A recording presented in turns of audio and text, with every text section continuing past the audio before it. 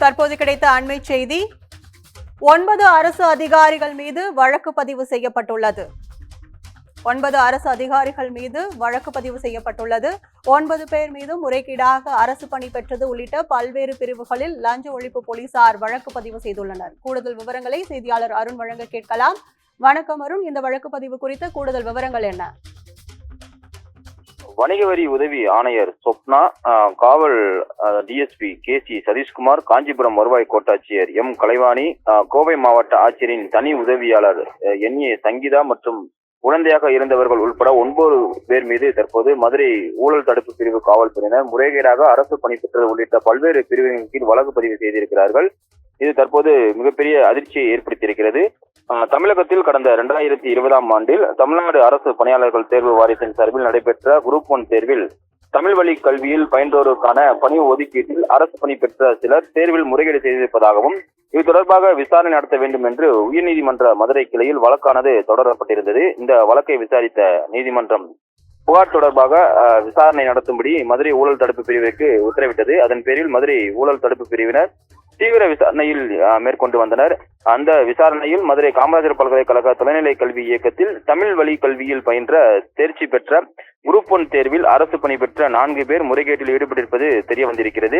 இதில் மதுரையில் வணிக வரித்துறை உதவி ஆணையராக பணிபுரிந்து வந்த சொப்னா, கோவை மாவட்ட ஆட்சியரின் தனி உதவியாளராக பணிபுரிந்து வரும் என்ஏ சங்கீதா, சேலம் மாவட்டம் ஆத்தூர் காவல் துணை கண்காணிப்பாளராக பணிபுரிந்து வரும் கேசி சதீஷ்குமார், முன்னாள் காவல் துணை கண்காணிப்பாளரும் தற்போது காஞ்சிபுரம் பயிற்சி வருவாய் கோட்டாட்சியராக உள்ள எம் கலைவாணி ஆகிய 4வரும் முறைகேட்டில் ஈடுபட்டிருக்கிறார்கள்.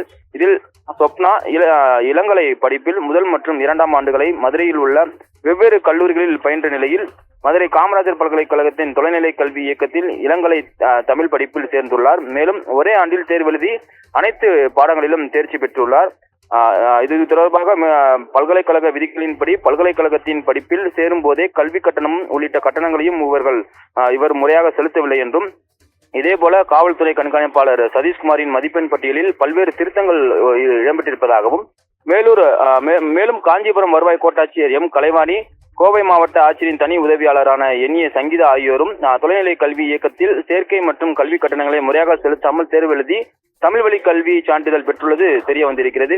இவர்கள் 4வருக்கும் முறைகேடாக தமிழ் வழி கல்வி சான்றிதழ் வழங்கியதற்கு உடந்தையாக இருந்ததாக காமராஜர் பல்கலைக்கழக முன்னாள் முதுநிலை கண்காணிப்பாளர் ஆர் சத்தியமூர்த்தி, தொலைநிலை கல்வி இயக்க எஸ்எஸ்டி பிரிவு கண்காணிப்பாளர் புருஷோத்தமன், தேனியைச் சேர்ந்த கல்வி நிறுவன நிர்வாகி முரளி, ஆர் நாராயண பிரபு, கோவையைச் சேர்ந்த கல்வி நிறுவன நிர்வாகி ஏ ராஜேந்திரன் ஆகியோர் உடந்தையாக இருந்ததும் தெரிய வந்தது.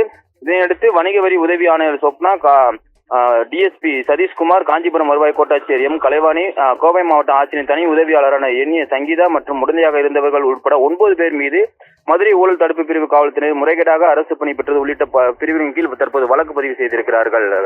கற்பகம், உங்கள் கூடுதல் விவரங்களுக்கு நன்றி அருண்.